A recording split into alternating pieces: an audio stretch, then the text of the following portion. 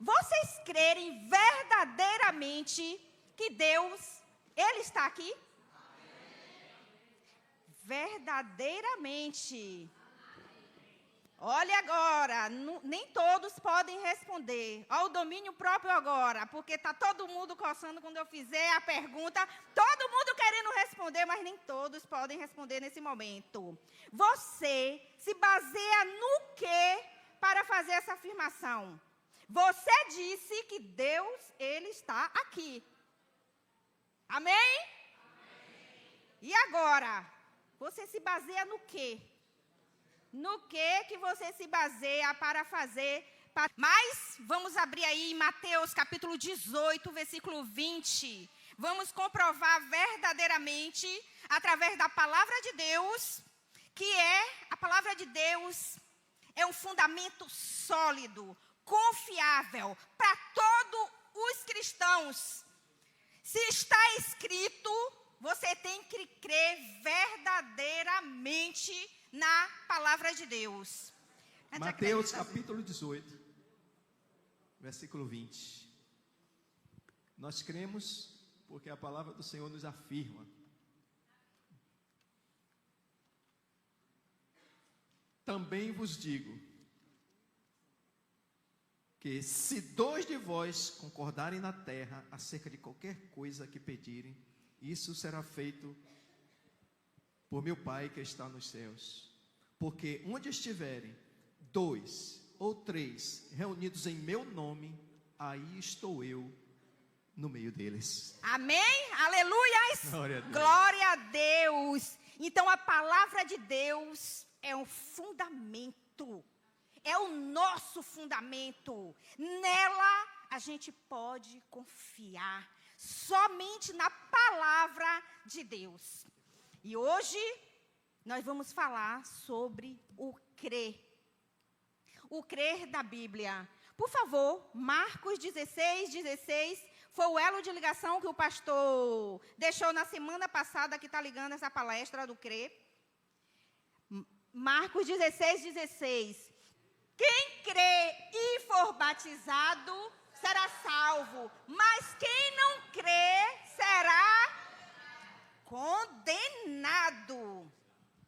Mais adiante eu vou falar detalhadamente sobre esse versículo. Mas nós vamos iniciar a palestra mostrando o verdadeiro crer da Bíblia. E no livro, na epístola do apóstolo Tiago, capítulo 2, versículo 19, diz assim: Tu creres que há um só Deus? Fazes bem. Também os demônios, eles creem. Eles creem, mas eles não estão salvos. Porque o verdadeiro crer, ele conduz, ele leva o homem à salvação. Não basta somente o homem acreditar. Porque se fosse só acreditar, os demônios, eles estariam salvos. E eles não estão salvos. Eles não estão salvos, amados. Então, o crer é o mesmo que ter fé. A verdadeira fé. Eu vou só pedir ao pastor para ele contar logo agora uma história. Essa história que eu vou pedir para o pastor contar é para você fazer uma reflexão de sua vida. E eu quero que você, depois dessa história, você faça uma reflexão. Se você crê verdadeiramente ou você só acredita em Deus. Tão somente acredita. Então, ele vai contar a história do equilibrista. E ouçam e faça essa reflexão aí na sua vida, se você crê verdadeiramente. Graça e paz. O Espírito Santo de Deus continue fazendo essa obra nas nossas vidas. Na minha ele continua fazendo.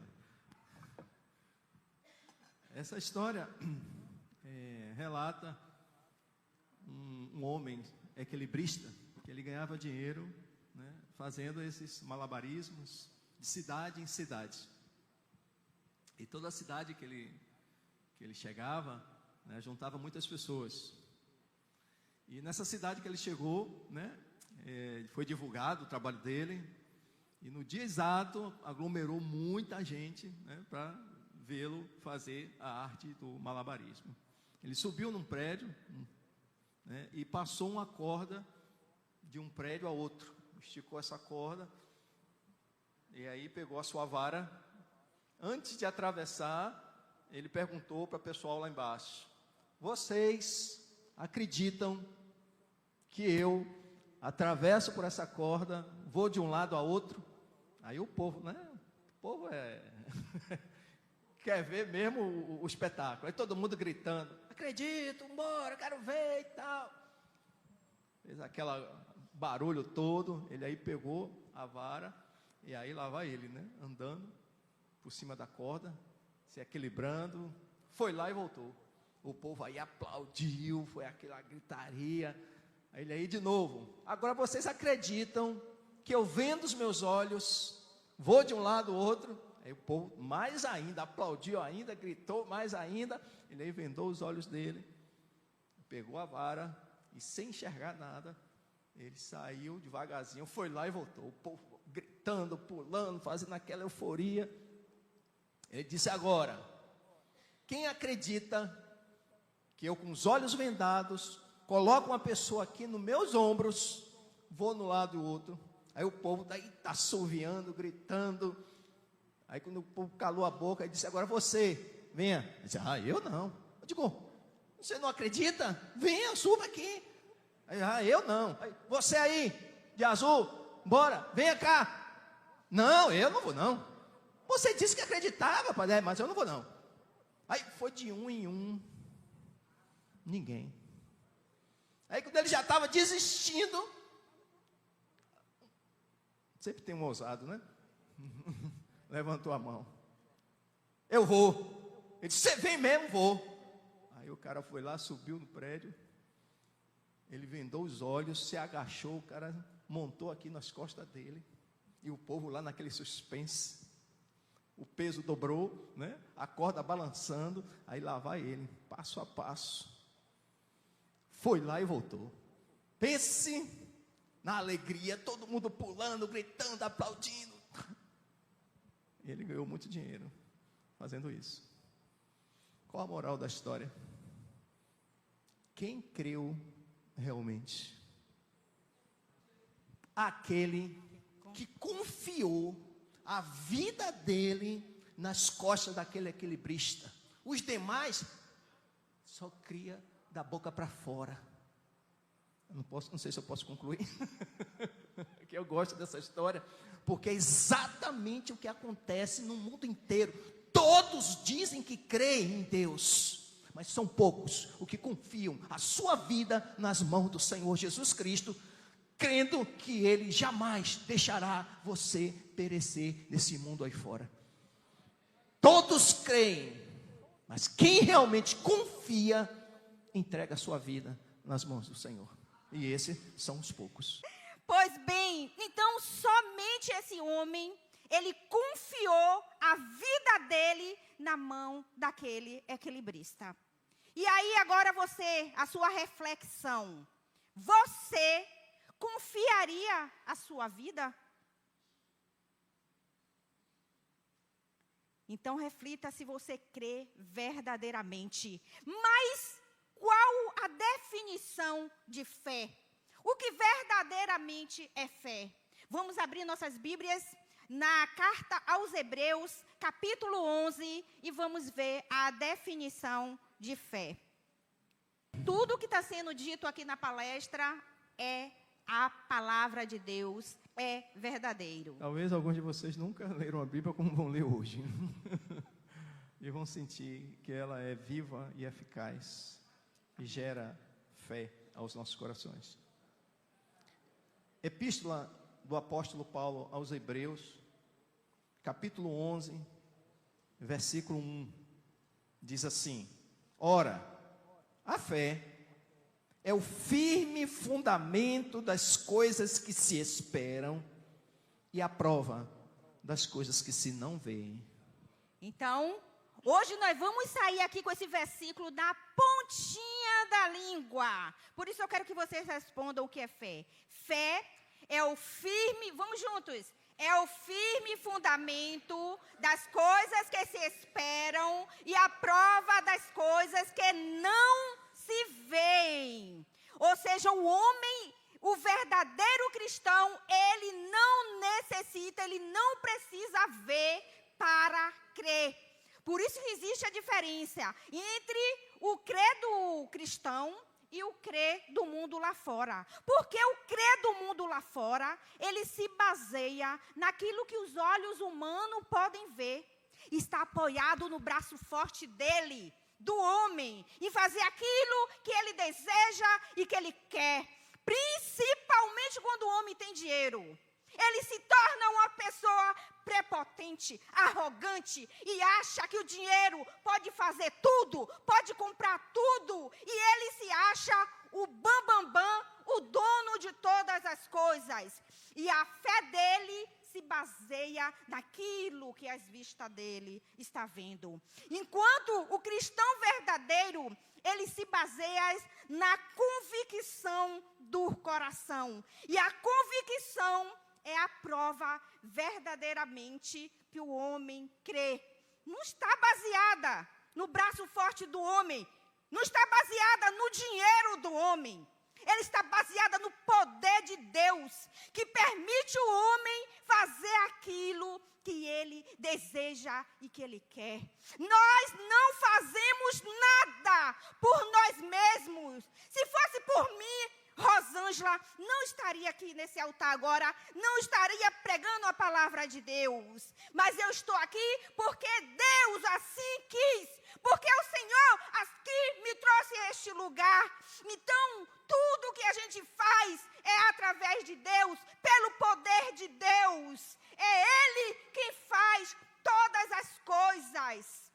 Por isso, nós não devemos andar pela vista, nós devemos andar pela fé, porque as nossas vistas nos enganam muito, amados, muito.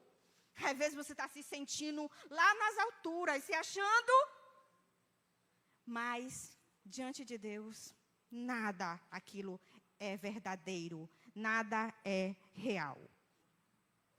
Veja como nossa visão nos engana. Nós não podemos andar pelaquilo que os nossos olhos estão vendo. Nós temos que andar pela fé. A fé na palavra de Deus. A fé na palavra de Deus. Nós vamos agora ver alguns exemplos de fé no Antigo Testamento, para que vocês possam compreender melhor a definição de fé. Nós vamos ver primeiro um exemplo de um homem que Deus chamou.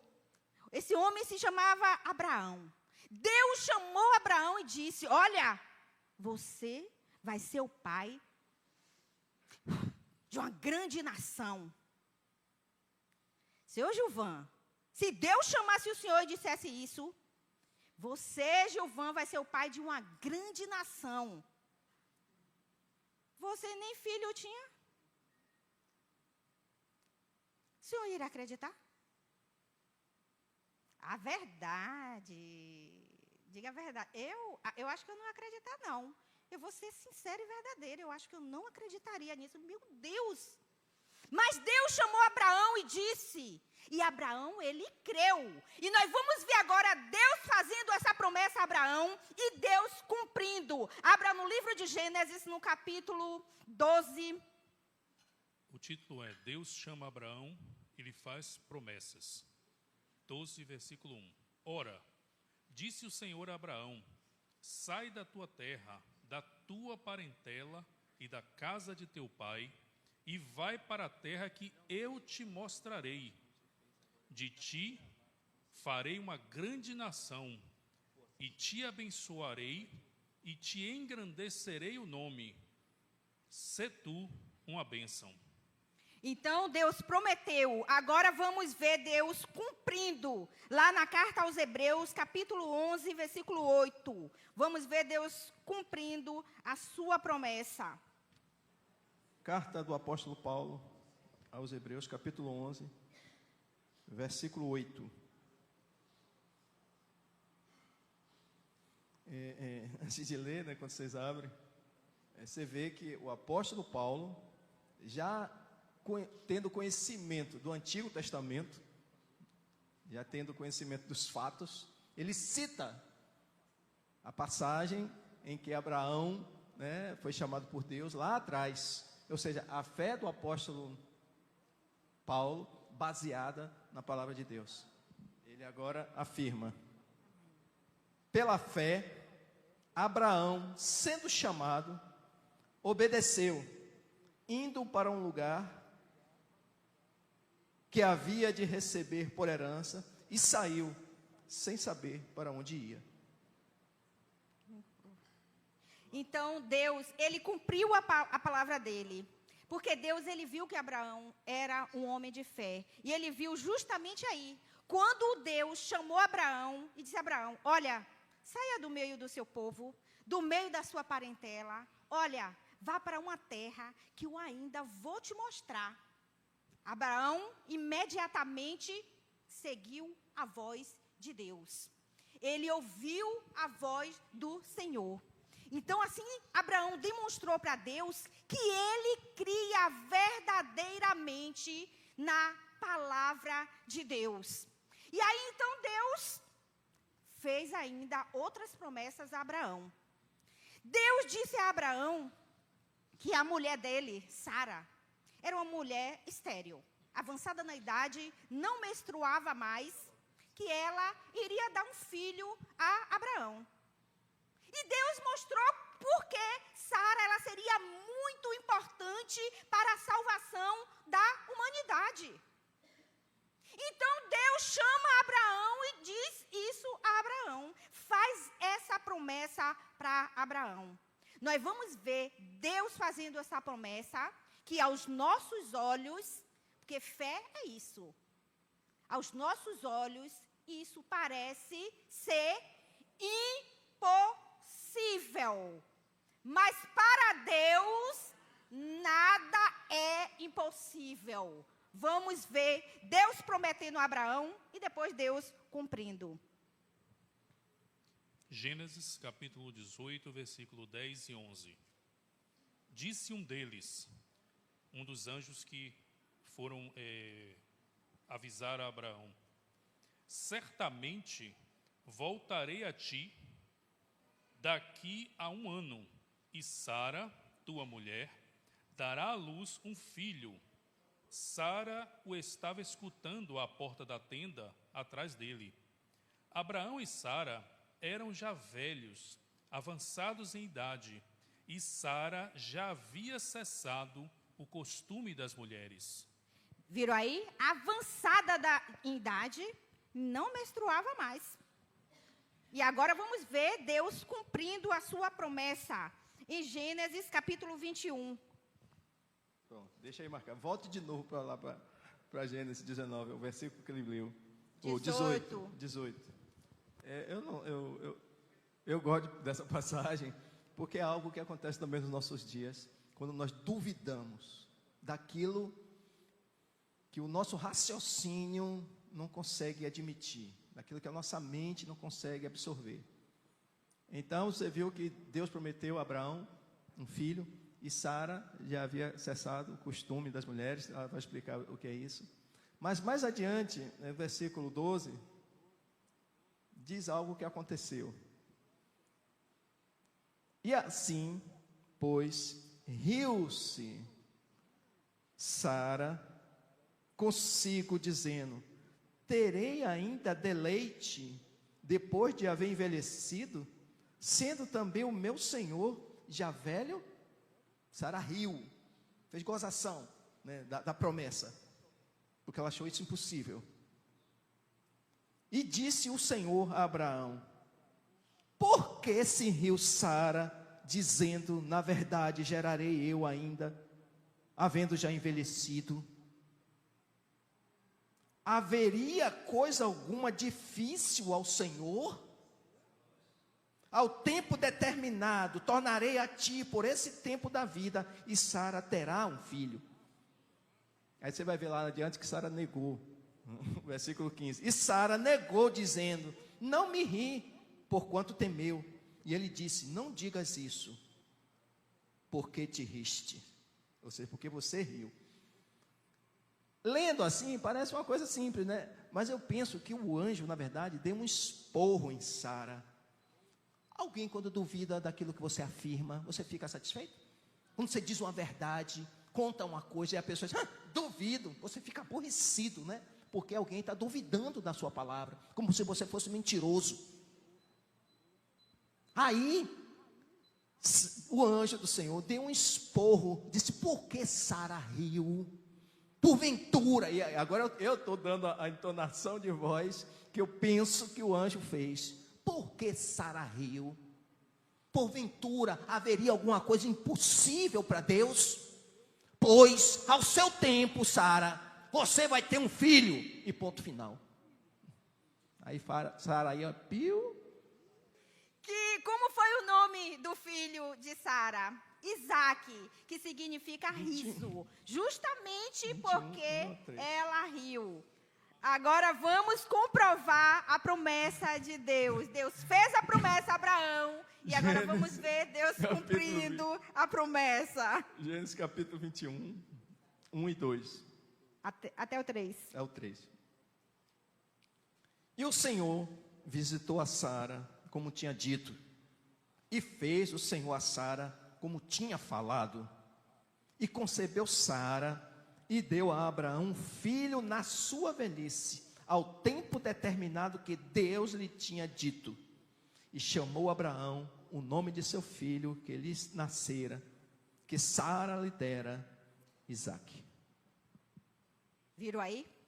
E agora, outra promessa que Deus fez a Abraão, que os netos dele seriam tão numerosos como as estrelas do céu. É Gênesis 15, nós vamos ver Deus fazendo a promessa, e depois nós vamos comprovar em Êxodo, capítulo 1, versículo 7. Gênesis 15, capítulo 15, versículo 2, 5 e 6. Respondeu Abraão: Senhor Deus, que me haverás de dar, se continuo sem filhos, e o herdeiro da minha casa é o Damasceno Eliezer? 5 e 6. Então conduziu até fora e disse: olha para os céus e conta as estrelas, se é que o podes. E lhe disse: será assim a tua posteridade. Ele creu no Senhor, e isso lhe foi imputado para a justiça. Viu aí? Quando Deus chega para Abraão e diz: olhe, a sua posteridade, ou seja, os seus descendentes serão tão numerosos como as estrelas do céu. Ele imediatamente: mas Senhor, será que seria o empregado, o filho do empregado dele? Será que daquele empregado nasceria? Então ele, naquele exato momento, acho que Abraão, ele ficou, mas Deus confirmou: saia e olhe, vai ser exatamente assim como eu estou falando, porque Deus é o Deus Todo-Poderoso, e a palavra de Deus, ela sempre se cumpre. Se Deus disse a Abraão que os descendentes dele seriam tão numerosos como as estrelas do céu, ia acontecer exatamente.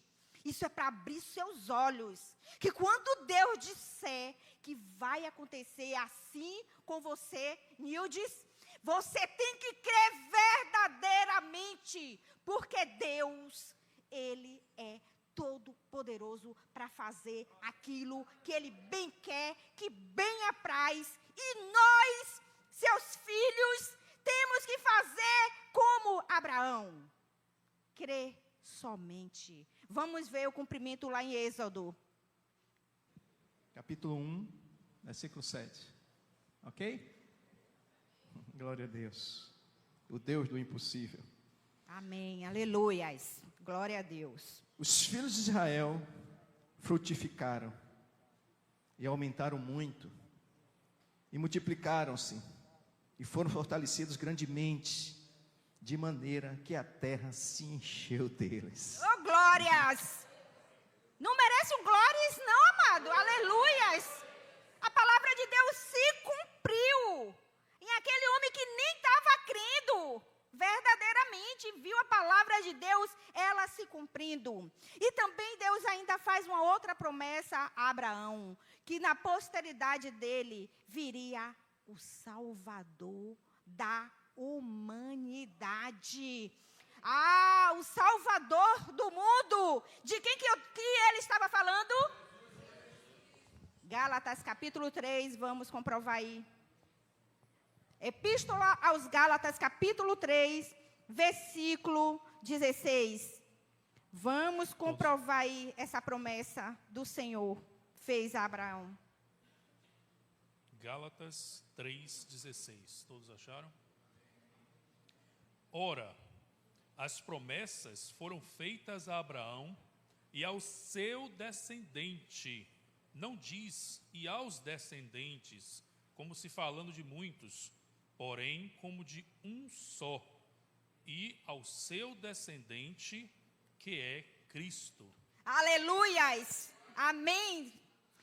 Mas, amados, diante de todas essas promessas que Deus fez a Abraão, ele fez a promessa, ele cumpriu as suas promessas, mas agora Deus brota Abraão.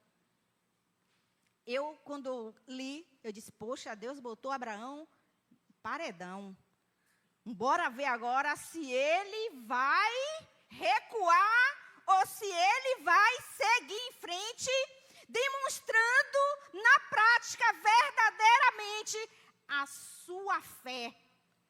Vocês viram que Deus deu a Abraão um filho. Como foi o nome do filho? Isaac. E agora Deus chega para Abraão e diz a Isaac, me devolva, me dê seu filho. E em holocausto. Será que Abraão recuou, amados? Será que Abraão recuou? E se fosse você? Você daria seu filho? Filho da promessa? Você daria a Deus?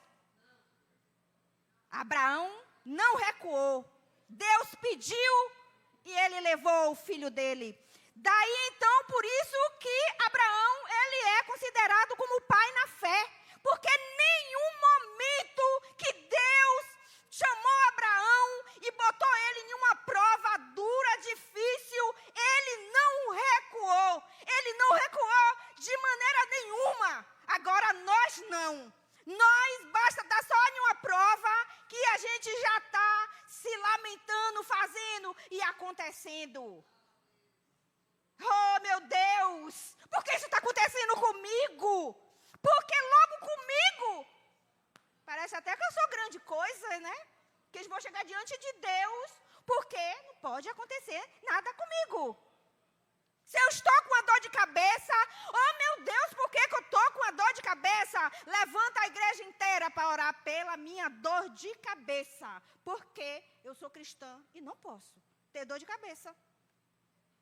Ora, amados, a palavra de Deus diz que no mundo nós teremos aflições, mas tem de bom ânimo.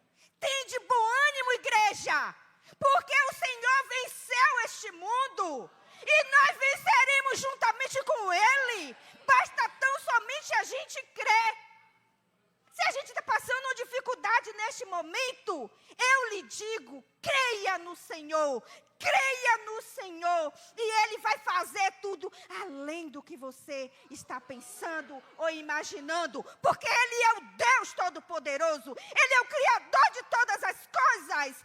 E se Ele quiser, basta tão somente agora nesse momento, uma palavra e todo esse mundo vai ser destruído. E todo este mundo vai ser consumido. Por isso que você tem que se preparar. Eu tenho que me preparar a todos os momentos e não vacilar, achando que Jesus vai tardar.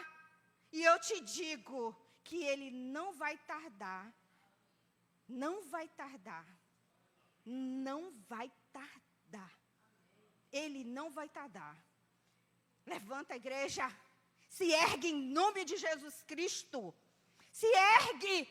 Não é só aqui na igreja, quando você está aqui no templo, mas em todo momento de sua vida. Se estiver em casa, no trabalho, na escola, seja lá onde você estiver, não se esqueça que você é um servo de Deus, que você é um cristão verdadeiro, e você precisa fazer jus a isso, como fez Abraão. Ele creu em todos os momentos, e todos os momentos que Deus falou com Abraão, vai e faz isso, faz aquilo. Ele obedeceu, porque a mente dele estava cativa no Deus Todo-Poderoso. E a nossa mente tem que estar cativa na salvação em Jesus Cristo. Que adianta você nadar e morrer na praia? Que adianta? Que adiantou? Naquele dia, você ouvir o Senhor dizer, vinde benditos de meu Pai. E Deus chegar para você e dizer, eu não te conheço. Eu não te conheço. Olha, todas as vezes que eu leio a Bíblia, eu leio esse versículo, eu entrava em choque, que eu dizia para mim, meu Deus, quando é que o Senhor disse para um cristão que o Senhor não o conhece? O Senhor não o conhece. Como é que está a sua vida de oração? Como é que está a sua vida de leitura da palavra de Deus? E quando é que o homem cria um relacionamento com Deus? O homem só cria relacionamento com Deus quando você dobra seu joelho e ora ao Senhor. Parece uma brincadeira, mas eu não estou aqui para brincar nem para mentir. Eu gosto muito da verdade. E eu tive um sonho onde eu chegava nos céus e tinha assim, parecendo um telão que passava a humanidade, assim. E eu com o Senhor assim conversando. E aí eu via muitos cristãos ajoelhados, orando. E eu procurava conhecido, eu queria ver pessoas conhecidas orando. E eu nem vou dizer poucas pessoas que eu vi ali passando, orando, de joelho, orando. Poxa, eu fiquei muito triste. Fiquei tristona mesmo, porque eu estou falando aqui da nossa igreja. Eu nem vou dizer o nome das pessoas e a quantidade de pessoas que eu vi. Me entristeceu muito. Até comigo mesma, porque a partir dali, quando eu vi que, meu Deus, a tua igreja não está orando. A tua igreja não está orando. Eu passei a orar mais. Passei a buscar. É pouquíssimo. Não estou fazendo nada demais, não. Não estou fazendo nada demais.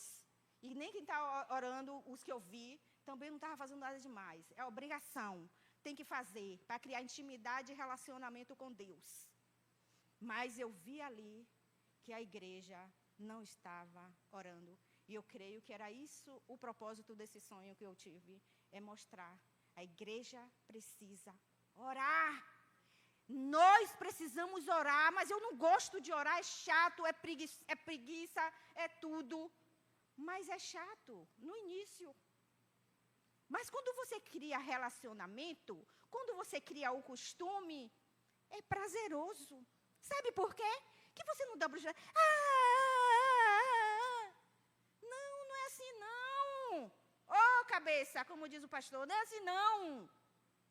Você cria um relacionamento. Que tem hora que você ri conversando. O pastor às vezes reclama comigo, mas é porque eu sou... Cada um tem a sua maneira de orar, gente. Entendeu? Mas tem momento que você está contando uma coisa boa a Deus, eu rio com o Senhor. É uma coisa muito boa, maravilhoso, Senhor. A hora que eu estou muito triste, eu me derramo na presença do Senhor e eu choro mesmo. E quando eu estou sentindo muita dor, porque às vezes a intercessão dá dor. A gente sente dores. E você chora e sente a dor ali. Você tem que chorar mesmo. É isso que Deus quer, relacionamento. Quando, às vezes, estou conversando aqui com o irmão. Vamos dizer, estou conversando com Tânia. A gente ri. Se for triste, a gente fica triste. Por quê? Nós somos irmãs em Cristo. E é assim, normal. E Deus, Ele é o quê? Deus é o quê? O que Ele é nosso? Pai! Ele é nosso Pai! Ele é o nosso melhor amigo!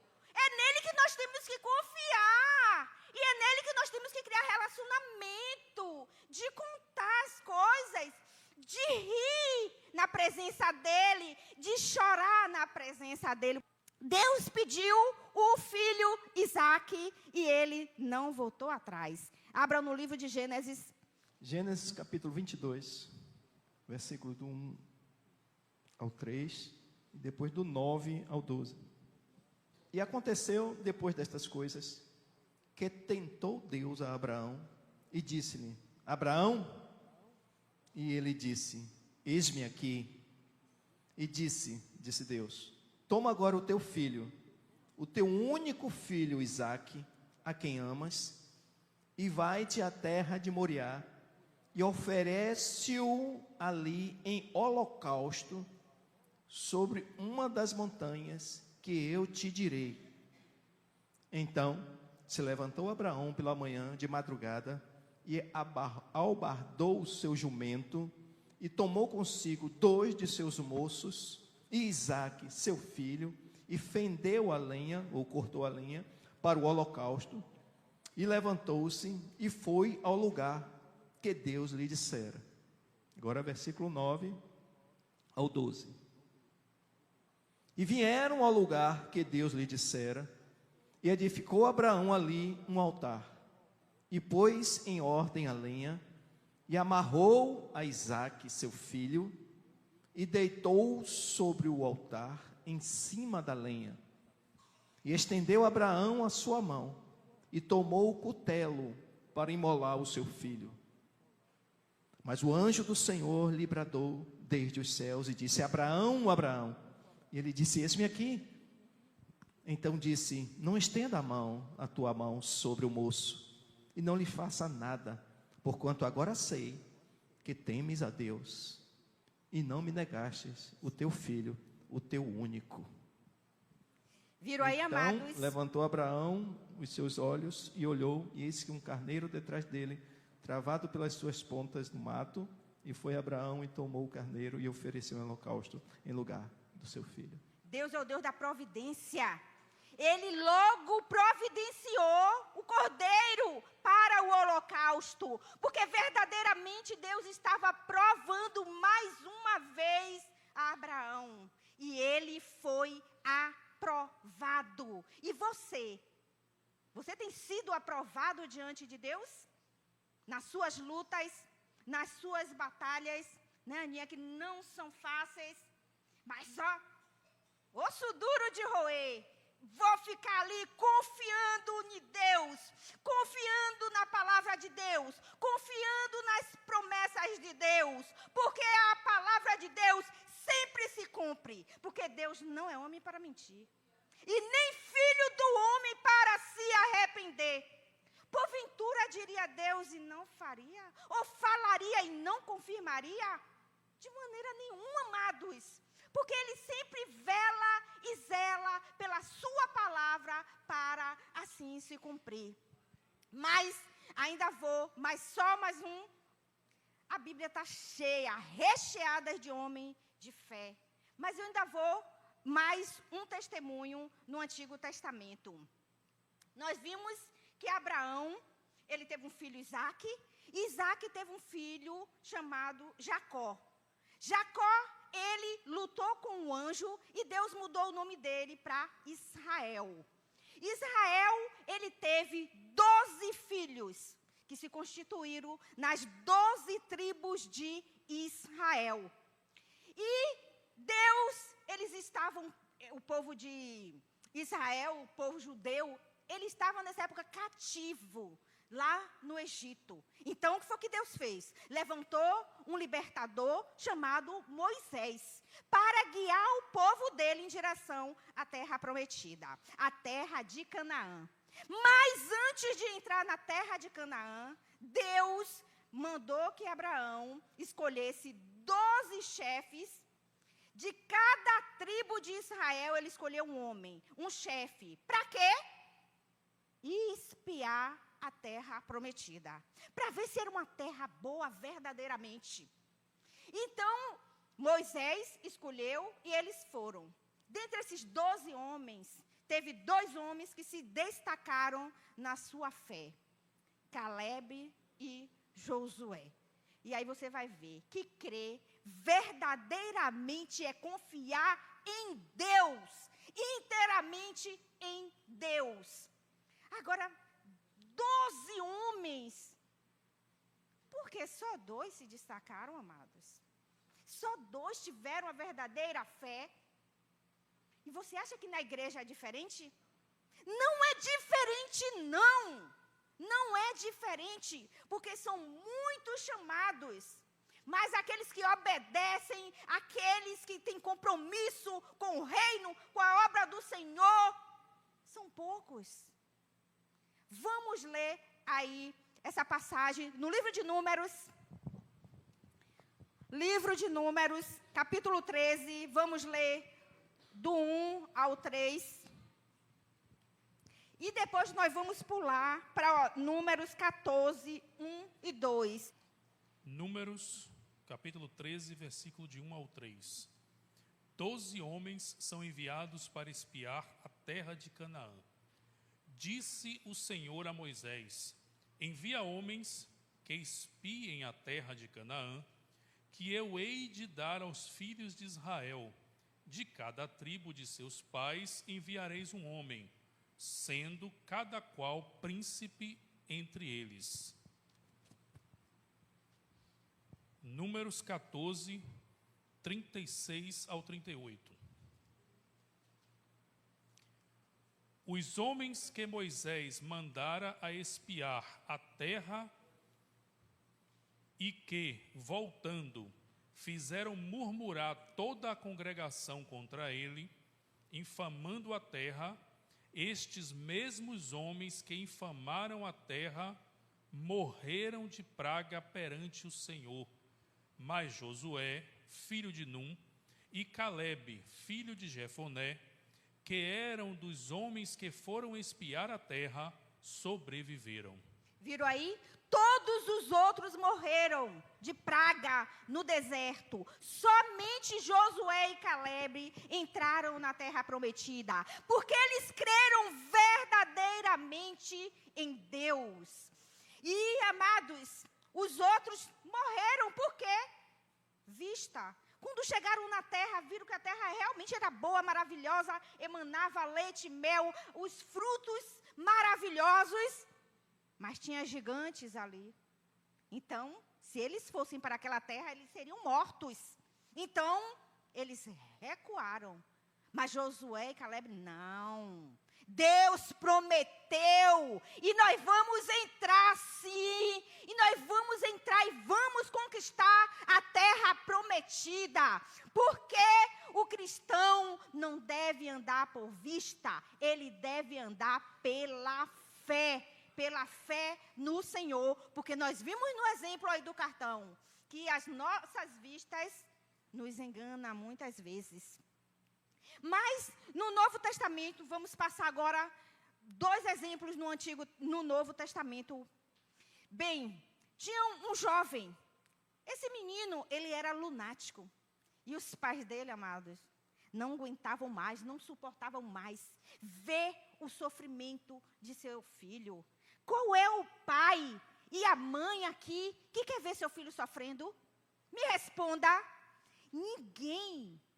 A gente, quando vê nossos filhos doentes, sofrendo, né, não, moça? A gente fica logo angustiado, incomodado. Meu Deus, a gente quer fazer alguma coisa para tirar nossos filhos do sofrimento.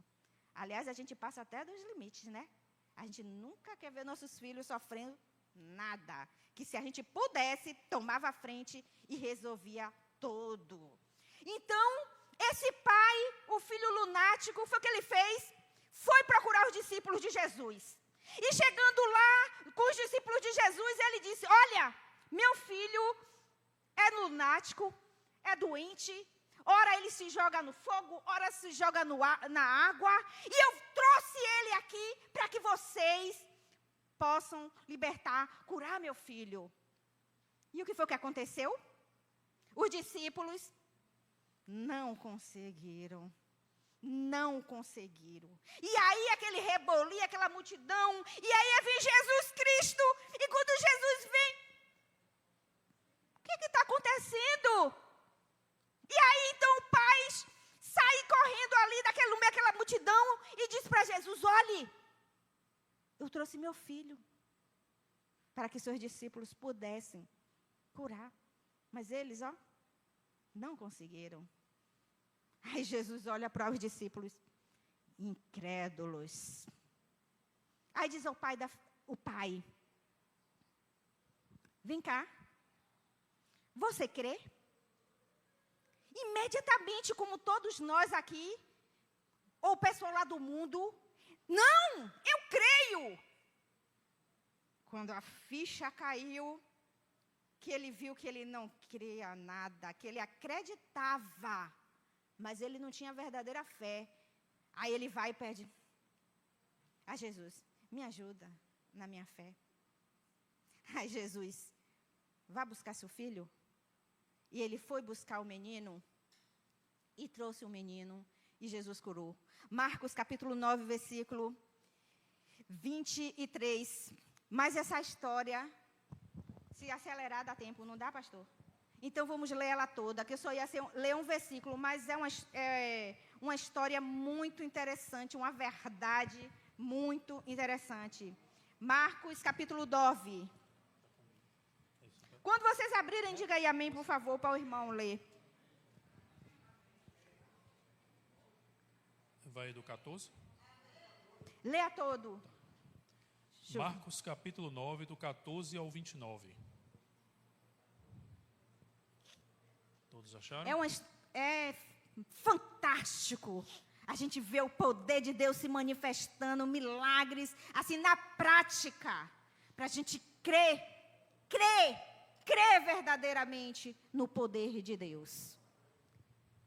Pode ler, amado. Amém. A cura de um jovem possesso. 14.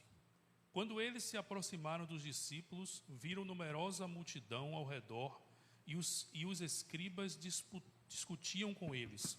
E logo toda a multidão, ao ver Jesus, tomada de surpresa, correu para ele e o saudava. Então ele interpelou os escribas: o que é que discutis com eles? E um, dentre a multidão, respondeu: mestre, trouxe-te o meu filho, possesso de um espírito mudo. E este, onde quer que o apanha, lança-o por terra, e ele espuma, rilha os dentes e vai definhando. Roguei a teus discípulos que o expelissem, e eles não puderam. Então Jesus lhes disse: ó geração incrédula, até quando estarei convosco? Até quando vos sofrerei? Trazei-mo. E trouxeram-no. Quando ele viu Jesus, o espírito imediatamente o agitou com violência, e caindo ele por terra, revolvia-se espumando. Perguntou Jesus ao pai do menino: há quanto tempo isso lhe sucede?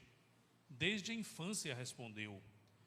E muitas vezes o tem lançado no fogo e na água para o matar. Mas, se tu podes alguma coisa, tem compaixão de nós e ajuda-nos. Ao que Jesus respondeu: se podes, tudo é possível ao que crê. E imediatamente o pai do menino exclamou com lágrimas: eu creio, ajuda-me na minha falta de fé. Vendo Jesus que a multidão concorria, repreendeu o espírito imundo e disse-lhe: espírito mudo e surdo, eu te ordeno, sai desse jovem e nunca mais torne a ele. E ele, clamando e agitando muito, saiu, deixando-o como se estivesse morto, a ponto de muitos dizerem, morreu. Mas Jesus, tomando pela mão, o ergueu e ele se levantou. Quando entrou em casa, os seus discípulos lhe perguntaram, em particular, por que não podemos nós expulsá-lo?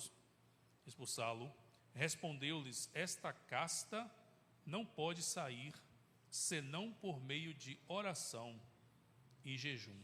Viram aí? O verdadeiro cristão, eles têm que estar preparado em todos os momentos, porque a gente não sabe quando é que nós vamos nos deparar com uma situação dessa, amados. A gente não sabe. Eu lembro de uma menina de 13 anos, foi um culto de oração que a menina teve aqui, 13 anos. E essa menina, quando chegou, ficou possessa lá dentro, na biblioteca. E os irmãos que estavam lá, segurando ela e ela empurrando, jogou o irmão lá, que bateu, naquele dia, a estante da biblioteca estava encostado na parede do lado de cá. E essa menina tinha uma força fora do normal. Porque o espírito maligno queria matar ela como queria matar esse jovem. Ela estava com problema no coração e foi declarado que ela só tinha 6 meses de vida. E essa menina veio aqui para que a igreja pudesse orar por ela, para Deus curar ela. Só que quando chegou lá dentro, essa menina ficou furiosa. O espírito tomou essa menina e gritava que a vida dessa menina pertencia a ele e que ele ia matar ela, que ele ia levar ela. Mas Deus é poderoso e soberano para fazer tudo aquilo além do que a gente possa imaginar. Nós impomos as mãos sobre essa menina, libertamos ela pelo poder do nome do Senhor Jesus Cristo. E até hoje essa menina está curada e nunca mais teve nada no coração. A menina que o maligno disse que ia levar ela em 6 meses. E os médicos comprovaram que ela só tinha 6 meses de vida. E ela está aí, já casou, já tem filho, para a honra e glória do Senhor Deus Todo-Poderoso. Porque tudo é possível àquele que crê verdadeiramente em Deus, crê verdadeiramente na palavra de Deus. E ainda teve uma outra ocasião, que uma menina de 12 anos, ela ficou muito doente, amados. Mas tão doente, que essa menina já estava quase morta. E o pai dela era um príncipe da sinagoga, que é tipo uma escola, uma congregação judaica. O nome dele era Jairo. E aí, mais uma vez, não aguentando ver o sofrimento da filha, viu que a filha já estava quase morta, correu imediatamente e foi procurar Jesus. E quando ele chegou lá diante de Jesus, começou a contar o que estava acontecendo com a filha dele. E aí chegou algumas pessoas e disseram, olha, não adianta mais não, porque ela já está morta.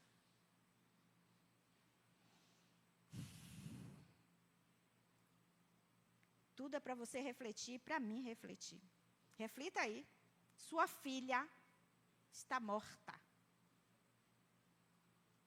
Jesus fitou os olhos nele e disse, não temas, crê somente. E aquele homem, quando voltou para sua casa, a menina estava curada, ressuscitou. Aleluias! Aquela menina ressuscitou, porque ela estava morta mesmo, mas Jesus Cristo ressuscitou, porque Ele tem o poder, Ele tem o domínio da morte e da vida nas suas mãos, e tira a vida quando Deus permitir partir quando Ele deixar e quando Ele quiser, e dar vida quando Ele quiser. E ninguém tem o poder de tirar a vida e nem dar, mas o nosso Deus, Ele tem o poder de ressuscitar e dar vida novamente. Basta tão somente a gente crer. Crer. Porque a fé, ela tem seus segredos. E ela não se revela ao que tem medo. Mas aquele que lutar até o limite da fé chegar.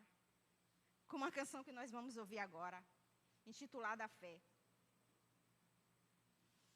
Esse é o segredo da fé. Você tem que lutar. Você tem que lutar. Você tem que lutar, igreja. Mas você vai lutar com seu braço forte, vai? Não, porque se você for com seu braço forte, nada vai acontecer. Você tem que lutar com poder divino, com poder de Deus.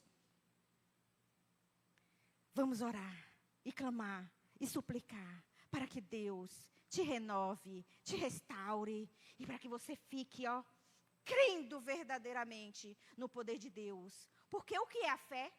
Qual a definição de fé? Fé é o quê?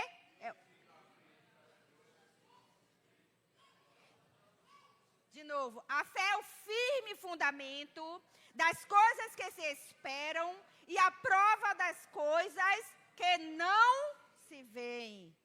Isso é fé. Aleluias. Isso é fé. E nós vamos ver dois tipos de fé.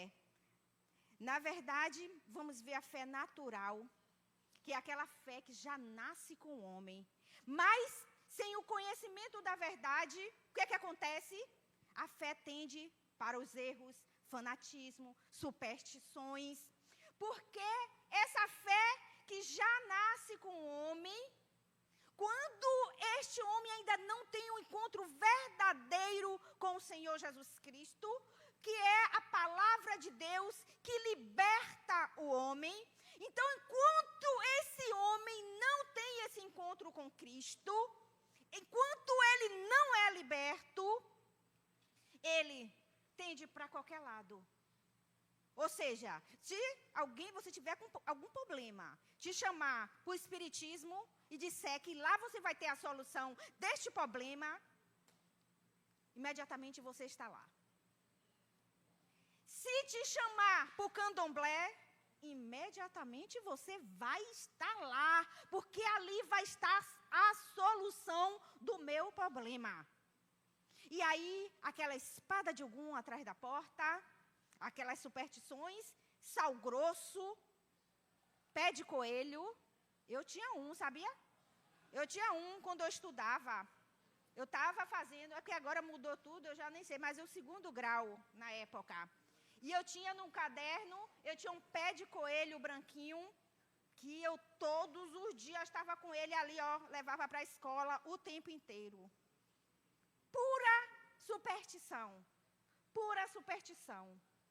Mas, quando temos um encontro verdadeiro com Cristo, a gente conhece a verdade.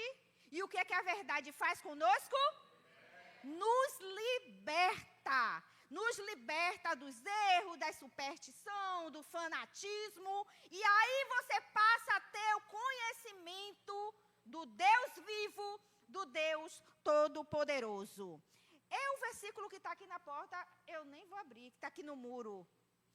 Que diz: se permanecerdes na minha palavra, verdadeiramente sereis meus discípulos e conhecereis a verdade, e a verdade vos libertará. É o que nós estamos fazendo aqui, conhecendo a verdade do Senhor e a verdade nos libertando através da sua palavra. Agora nós vamos falar da verdadeira fé. E essa fé aí, meus amados, tem vários homens de Deus e mulheres de Deus, aqui na palavra de Deus, que tinham a verdadeira fé. Mas vamos logo para a fonte de vida. A fé do Senhor Jesus Cristo. Uma certa ocasião vinha Jesus passando. E ele sentiu fome. Estava com seus discípulos e ele sentiu fome. E avistou uma figueira que estava cheia de folhas. Aí o que fez Jesus Cristo, Marconi? O que fez Jesus? Vou lá. Se fosse você ia também, não era? Foi lá para ver se tinha figos. E ele pegou, foi lá para poder pegar o fruto, para poder comer. Quando Jesus chega lá, mesmo estando cheio de folhas, não tinha nem um frutinho sequer. Aí o que fez Jesus? Amaldiçoou a figueira. E vamos ver o que aconteceu além disso. Evangelho de Marcos. Evangelho de Marcos, capítulo 11.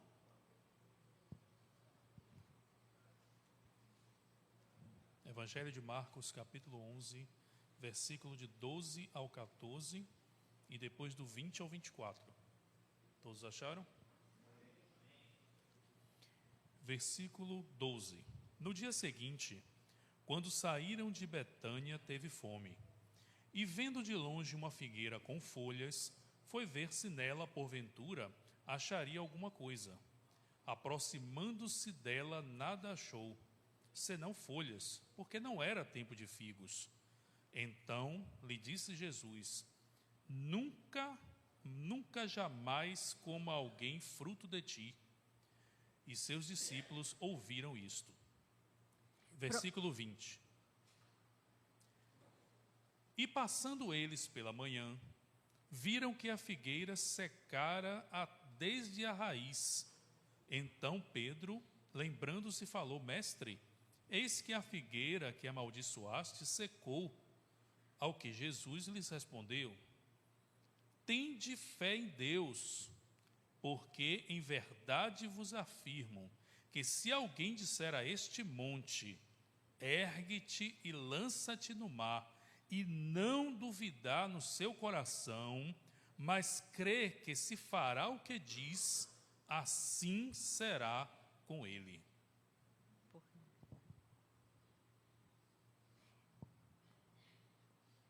Amados, será que Jesus, ele quis acabar com aquela figueira? Amaldiçoou só pelo fato de que não achou o fruto? Não. Ele quis demonstrar para os seus discípulos que tudo é possível àquele que crê. Tudo é possível. Ele só demonstrou ali na prática que bastou tão somente ele amaldiçoou e os discípulos ficaram tudo maravilhados quando voltaram. Meu Deus, mestre, aquela figueira, olha, sabe o que aconteceu com ela? Secou todinha. E Jesus demonstrando ali para ele: olhe, vocês vão poder, se vocês crerem verdadeiramente, vocês vão poder fazer coisas maiores ainda. Vocês sabiam disso? Moça, Oi, meu amado. é que ficou faltando o 24. Foi Posso por isso concluir? que eu fiquei com... O 24 diz assim: Por isso vos digo que tudo quanto em oração pedirdes, crede que recebereis, e será assim convosco. Amém, amados? Amém. Vai ser assim com vocês? Amém. Basta tão somente você. E o que é fé? O que é fé? Juntos. É o firme.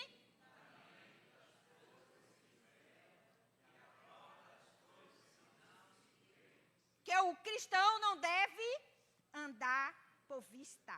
Deve andar pela fé. Nós vimos exemplos de fé no Antigo Testamento. Vimos que a palavra de Deus é um fundamento sólido, confiável. E todos nós devemos confiar na palavra de Deus. Vimos no Novo Testamento esses dois exemplos. Mas ele é o mesmo ontem, hoje e eternamente. O mesmo Deus que operou no passado é o mesmo Deus que opera hoje nos nossos dias. Você crê nisso Ou você acha que ele só cria no passado? Ele opera o mesmo que operou no passado, opera no futuro. Tânia, me ajuda aqui, nesse testemunho agora. Aí, meus amados, a filha dela estava doente, Brisa, estava internada. E Tânia já tinha dias no hospital. Então, eu fui dormir um dia com a filha dela, para poder ela ter uma folga e ficar em casa um pouco. E fui lá dormir com Brisa no hospital. E como ela criança, tinha várias crianças no mesmo quarto de Brisa. E quando chegou de manhã, Tânia foi para o hospital me tirar. Eu ia sair, ela ficar lá no hospital. E quando ela chegou, eu já tinha conversado com algumas crianças lá, ela me falou: Rosa, vamos orar pelas crianças. Por todas essas crianças. E tinha um quarto do lado que criança daquele quarto vinha para o quarto de Brisa também. E vamos chamar o pessoal do outro quarto também para orar. E você vai orar por as crianças. E tinha uma criança lá, amados, que me chamou muito a atenção. Por quê? Ela já tinha muitos dias que estava lá no hospital. Eu não lembro se era o aniversário dela no outro dia ou se era o aniversário do irmão. Eu só sei que ela me disse que queria ir para casa, porque ela queria passar o aniversário junto com o irmão, porque já tinha muitos dias que ela estava internada. E aí, quando Tânia pediu para a gente orar, e para poder aquelas crianças serem tudo liberadas, curadas e tudo. Amados, eu imaginei no meu coração, mas Deus não vai fazer isso. Como é que Deus vai tirar todas essas crianças, como é de uma vez só? Naquele dia Deus vai liberar todas as crianças que estavam lá. E o misericórdia, meu pai, eu acho que Deus não vai fazer isso não. Mas ela me pediu para orar, então vamos embora orar. Eu lembro que a gente fez uma roda. Foi mesmo. Aí você sabe melhor. Deus nos levantou, na verdade, Deus nos levantou ali para poder orar. Toda noite a gente orava. E aí no dia seguinte as crianças recebiam alta, né? E chegava outra e nada de Brisa receber alta. Eu entendi que Deus tinha me colocado ali para orar por aquelas crianças. E aí, quando Rosângela chegou, eu disse: não, Tânia, eu vou dormir aqui para que você vá ver Serena, que Serena estava só na casa da minha irmã. Aí Rosângela falou: só Rosa, bora, depois a gente vai se reunir aqui para a gente orar por essas crianças, porque já estavam fazendo esse trabalho. Aí uma criança pegou, pediu para que orasse, para que ela pudesse ir para casa, porque era aniversário dela, foi do irmão. E isso o Senhor fez, né? Eu estava em casa, cheguei da noite e estava lá limpando a casa. Daqui a pouco Tânia liga para mim e eu pensei até que tinha acontecido alguma coisa. Eu vi Tânia de manhã, Tânia já está ligando para mim. Aí eu peguei e fui. Naquele momento eu não estava nem lembrada. E quando chegou, Tânia ligou: Rosa, você não sabe o que aconteceu? Glória a Deus, eu fiz. Todas as crianças que nós oramos foi liberada. Todas as crianças. E Brisa só não vai ser liberada hoje, porque ela está tomando antibiótico. Vai terminar no domingo. Quando terminar, ela vai estar liberada também. Gente, eu fiquei numa... Glória a Deus! Glórias e glória a Deus! Senhor. Por causa da minha incredulidade, que achei que seria impossível, gente, aquelas crianças serem todas liberadas no mesmo dia. Eu nunca vi isso na minha vida. Tanta criança ser liberada, todas as crianças que estavam no círculo, que a gente nem faz esse tipo de oração da mão, todo mundo no círculo. Mas naquele dia lá de manhã, a gente fez todas as crianças. Vamos dar as mãos, todo mundo deram as mãos. As crianças, juntamente com os pais. E ali fiz um clamor ao Senhor. Mas o meu clamor, na minha cabeça, não dizia que isso iria acontecer. Que todas aquelas crianças seriam liberadas. Todas, amados. Mas não é brincadeira, não. Só a Brisa que estava tomando antibiótico, que ia ser no domingo. O restante das crianças, todas foram liberadas naquele mesmo dia. Isso aí é o quê? Poder de Deus, amados. Só o Senhor Deus pode realizar um milagre desse maravilhoso, glorioso. Somente o Senhor. E isso é ter experiência. experiência com Deus. Isso é ter experiência e saber que Deus é o mesmo ontem, hoje e eternamente. Ele será sempre Deus. Basta tão somente a gente acreditar. E às vezes até, quando a gente não acredita nem tanto como eu, Deus ainda pela misericórdia permita que eu veja. Olha aí, está vendo? Que você achou que nem todas as crianças seriam liberadas. E todas foram para a glória e honra do Senhor Jesus Cristo. O nome do Senhor, mais uma vez, foi glorificado. Porque tudo é possível ao que crê. Então, a fé, ela precisa ter as obras. Porque a fé, sem as obras, ela é morta. Não adianta você ficar só dizendo o que você crê e, na prática, não demonstrar. Porque a fé, sem as obras, ela não produz efeito nenhum. Então, você tem que crer e colocar na prática. Crer verdadeiramente no poder de Deus. Por favor, César, vamos agora para o versículo.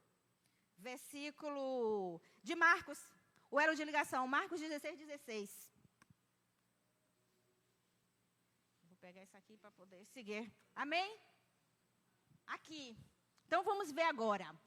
A palavra diz, quem crê e for batizado será salvo, mas quem não crê será condenado. Primeiro lugar aí, quem crê, esse "e" aí, é uma conjunção aditiva, que adiciona, que soma.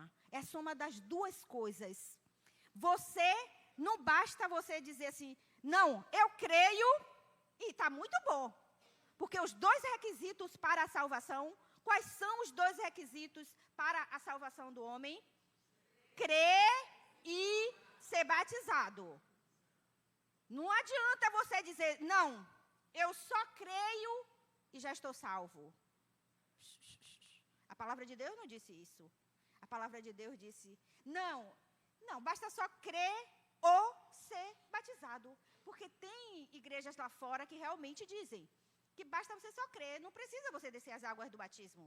Mas a palavra de Deus não diz isso. Porque ali, ó, o "e" ali, ele é uma conjunção aditiva que soma, que adiciona, você precisa das duas coisas. Deixa eu dar um exemplo na prática aqui, rapidão, para a gente terminar, que é o último versículo. Vem cá, Ivo, por favor. Aqui, estou dando ao irmão um controle e... O que é isso aqui? Como é o nome? Como é que se fala aí? Um piloto. Pronto. Ivo, eu quero que você me dê o piloto. Você vai me dar as duas coisas? Por quê? Eu não pedi as duas, não foi isso? Eu também não disse para você. O Ivo me dê o piloto ou o controle. Eu pedi o piloto. Então, ele me deu o que eu pedi. Então, me dê, amado. Obrigada. É isso aí que tem que ser. A mesma coisa aqui. Ele disse crer e ser batizado. Você tem que crer e tem que ser as duas coisas. Você tem que crer, porque a fé aí é você colocar na prática o que foi dito. E a palavra de Deus é a nossa única regra de prática e fé. Você creu na palavra de Deus. E agora, a obra é você botar em prática o que foi ordenado. E o que foi ordenado?